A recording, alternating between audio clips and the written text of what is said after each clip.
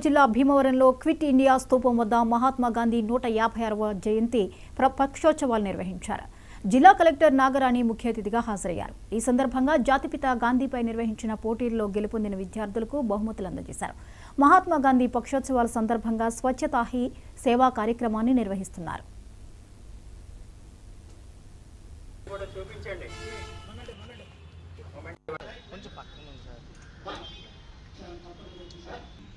పైన పెద్దలున్నారు మన వాళ్ళు తిరిగి ఇక్కడికి అయ్యా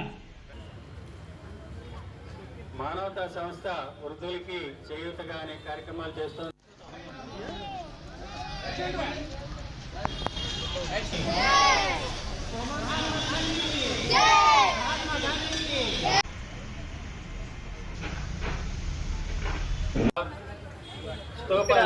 పశ్చిమ గోదావరి జిల్లాలో గాంధీ జయంతి ఉత్సవాలు 21 సెప్టెంబర్ నుంచి మనం 15 రోజుల పాటు రేపటి వరకు జరుగుతున్నాయి.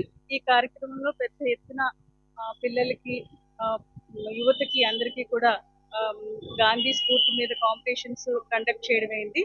అదేవిధంగా ఈ 15 రోజులు కూడా మనం స్వచ్ఛ హీ సేవా కార్యక్రమంలో భాగంగా యువత పిల్లలు government offices municipal corporations beach లో కూడా పెద్ద ఎత్తున అవగాహన కార్యక్రమాలు అన్ని కూడా చేయడం జరిగింది. క్లీన్లీనెస్ మీద అవగాహన కార్యక్రమాలు టేకప్ చేయడం జరిగింది.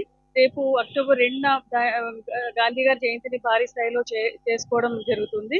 గాంధీ గారు ఎంతో పాటుపడిన అంటే బడుగు వర్గాల కోసము, శానిటేషన్ వర్కర్స్ కోసము, అట్లాగే లెప్రసీ రోగుల కోసము ఆయన ఎంతో కష్టపడ్డారు. వారికి సమాజంలో వారి అవసరాలను గుర్తించాలని చెప్పేసి నినదించారు.